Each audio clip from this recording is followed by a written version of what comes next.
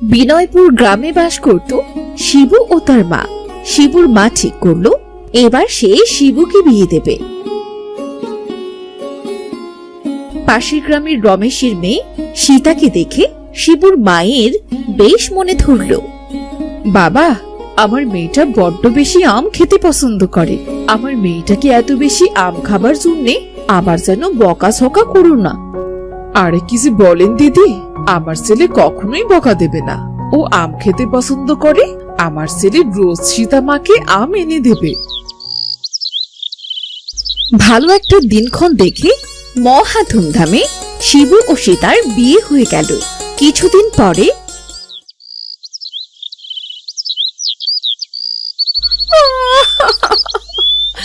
আমার আজই আম চাই। তুমি বলেছিলে না আমার রোজ আম কিনে দেবে, কিন্তু বিয়ের পর এতদিন হলো তুমি আজও আমায় একটা আম দিতে পারলে না। আহ বউ, এভাবে বাচ্চাদের মতো কান্না করো না।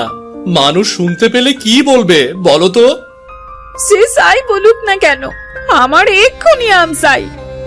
আচ্ছা আচ্ছা ঠিক আছে, আমি বাজার থেকে তোমার জন্য আজই আম এনে দেব। তবুও এবার তুমি একটু চুপ করো দয়া করে। ঠিক আছে, এখনকার মতো কান্না বন্ধ করলাম। আজ যদি আম এনে না দাও তবে কিন্তু আবার আমি কান্না শুরু করব।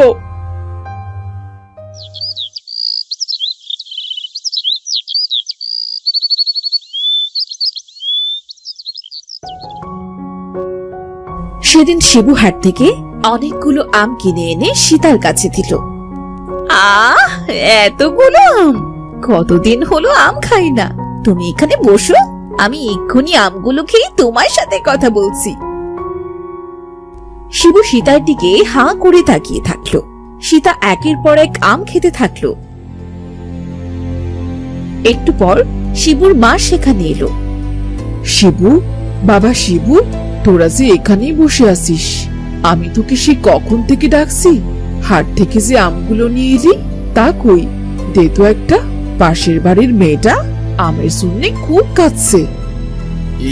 ইয়ে মানে মা, মানে মানে করছিস কেন? আমি তো একটা আমই চেয়েছি, দে না, তাড়াতাড়ি একটা আম দে। মা, সীতা সব আম খেয়ে ফেলেছে, একটা আমও আর নেই। মা, কি করব বলুন? আমার আম খেতে খুব ইচ্ছে করছিল, তাই তো সব আম খেয়ে নিয়েছি। আপনার ছেলেকে আজ আবার আনতে বলবো। কমলা সীতার দিকে তাকিয়ে অবাক হয়ে যায়। সব যখন খেয়েই ফেলেছো তখন আর কি করা? আচ্ছা, তাহলে আমি ওদের বলে দিয়ে আসি যে আমাদের বাড়ি কোনো আম নেই।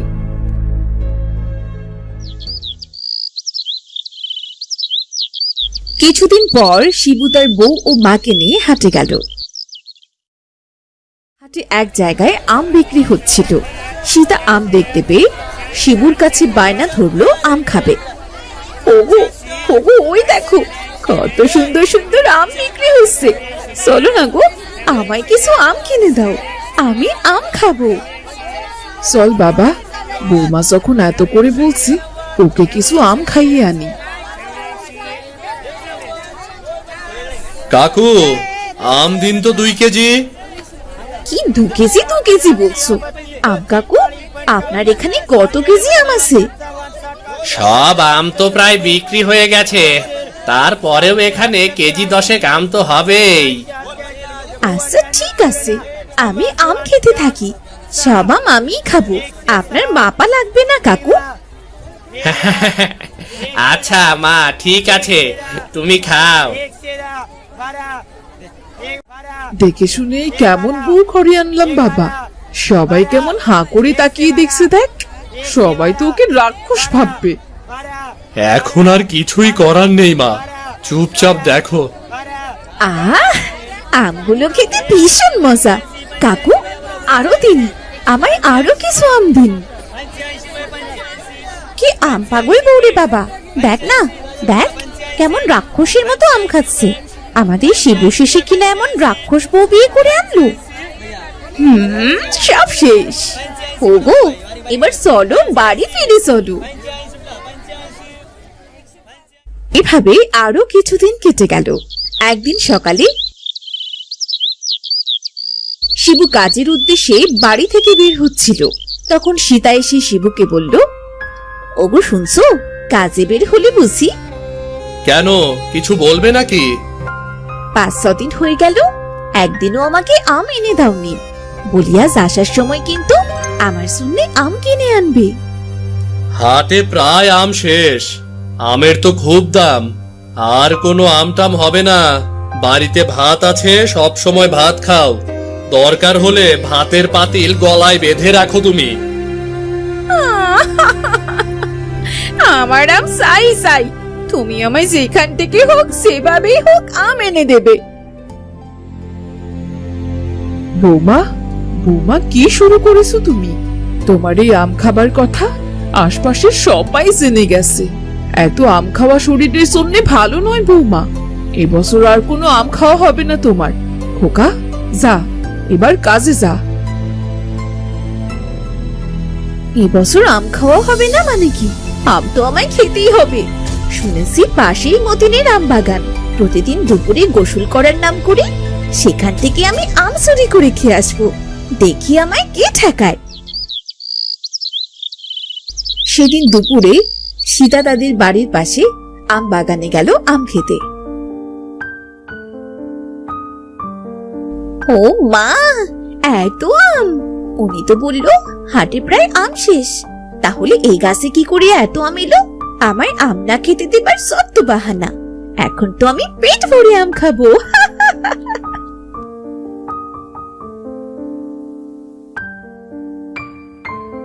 সীতা আম গাছ থেকে আম পেড়ে খেতে শুরু করলো। বেশ কিছুক্ষণ আম খাবার পর, আজ বড্ড আম খেলাম, পেটে আর একটু জায়গা নেই। আজ বাড়ি ফিরি, না হলে আবার শাশুড়ি মা খোঁজাখুঁজি শুরু করে দিবে।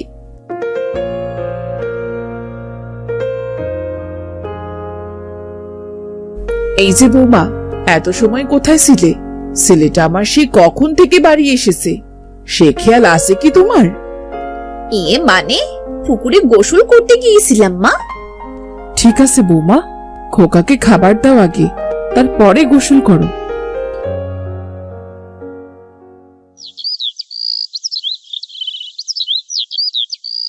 এভাবে রোজ সীতা আম বাগানে গিয়ে ইচ্ছে মতো আম খেয়ে আসতো।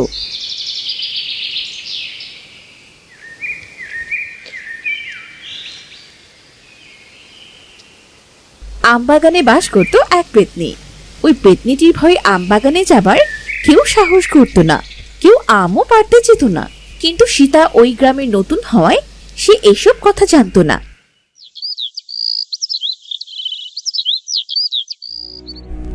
আমার বাগানে এত আম কম লাগছে কেন?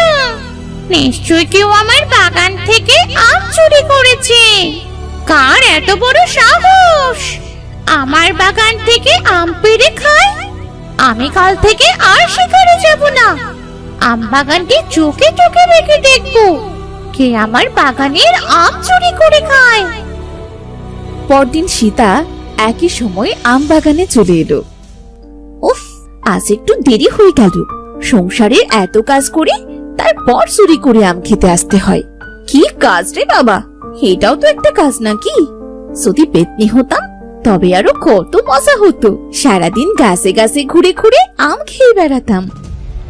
ও তুই, তাহলে তুই রোজ আমার আম বাগান থেকে আম চুরি করে খাস? আমার পেতনি হবার শখ করেছে তোর না? দাঁড়া, আজ তোর কি হাল করি বাড়ি গিয়ে বুঝতে পারবি।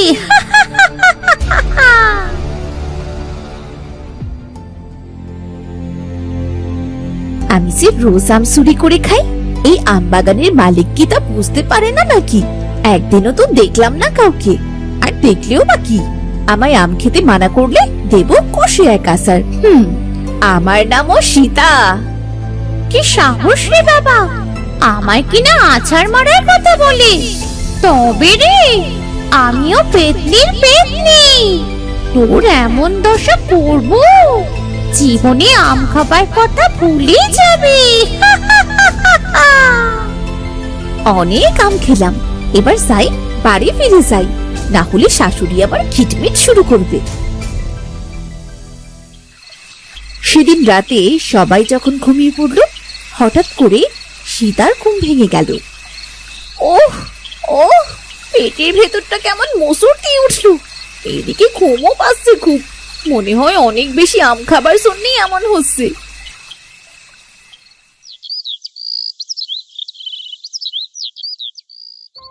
ও মা গো, আমি আর নড়াচড়া করতে পারছি না কেন গো।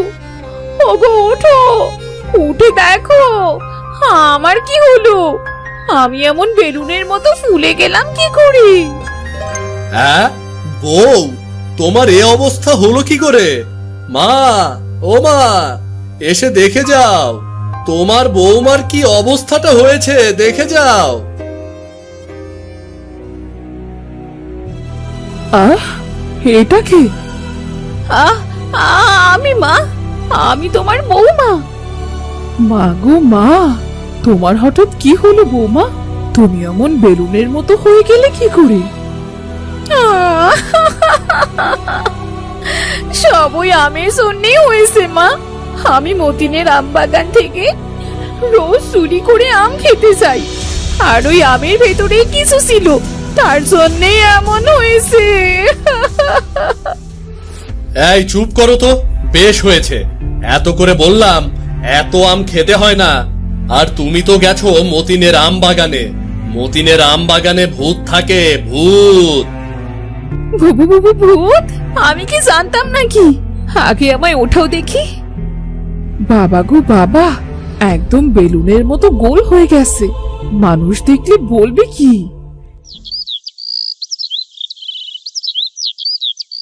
সেদিন সীতা বেলতলার কলে জল নিতে গেলে মানুষ তাকে দেখে হাসতে শুরু করলো। এই দেখ দেখ, আমাদের শিবুর বউকে দেখ, আম খেয়ে এত মোটা হয়ে গেছে। শুনলাম মোটার জন্য নাকি কাজ কামও করতে পারে না, শাশুড়ির বকা শোনে শুধু। আমরা তো সেই বিয়ের দিন থেকেই শুনে আসছি, এই বউ একটা আম পাগল বউ, আম খেতে খুব ভালোবাসে, তাই ওর অবস্থা এমন হয়েছে। এভাবে দুদিন কেটে গেল। সীতা কাঁদতে শুরু করলো। আমার ভুল হয়ে গেছে, আমি আর কখনো আম খেতে চাইবো না। আমায় মতিনের আম বাগানে নিয়ে চলো, সেই পেতনিটাকে আবার আমায় ঠিক করে দিতে বলবো। চুপ করো বৌমা, চুপ করো। এভাবে আর খেতো না। আমরা সবাই এতদিন কত বুঝিয়েছি, আমরা তো তোমার ভালোই চাই, কিন্তু তুমি তো আমাদের কোনো কথা শুনলে না। আমার ভুল হয়ে গিয়েছে মা, আমি আর কখনো এমন করব না। আপনাদের সব কথা শুনে চলবো। ওই পেতনিটির কাছে আমায় নিয়ে চলুন।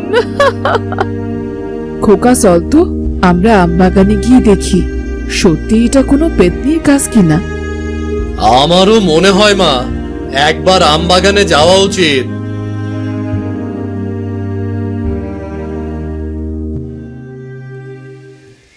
তারা সবাই মিলে আম বাগানে গিয়ে দেখলো একটা পেতনি পা ঝুলিয়ে আম গাছের ডালে বসে খিটখিটিয়ে হাসছে।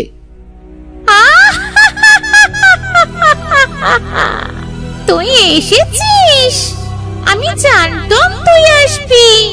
রোজ আমার বাগান থেকে আম চুরি করে খাস, এবার দেখ দেখ কেমন লাগে।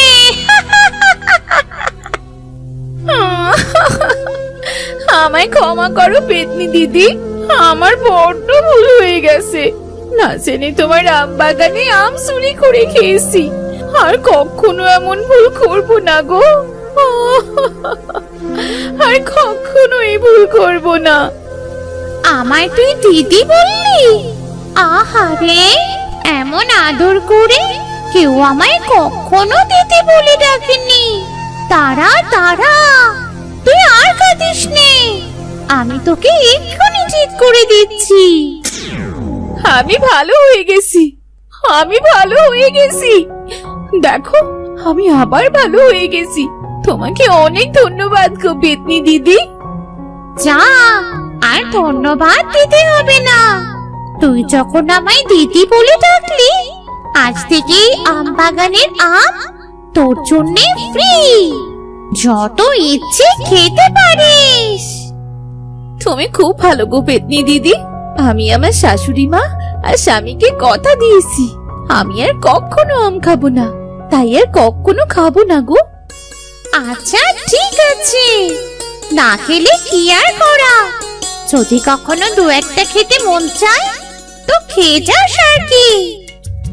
চলো বৌমা, এবার বাড়ি ফিরে চলো।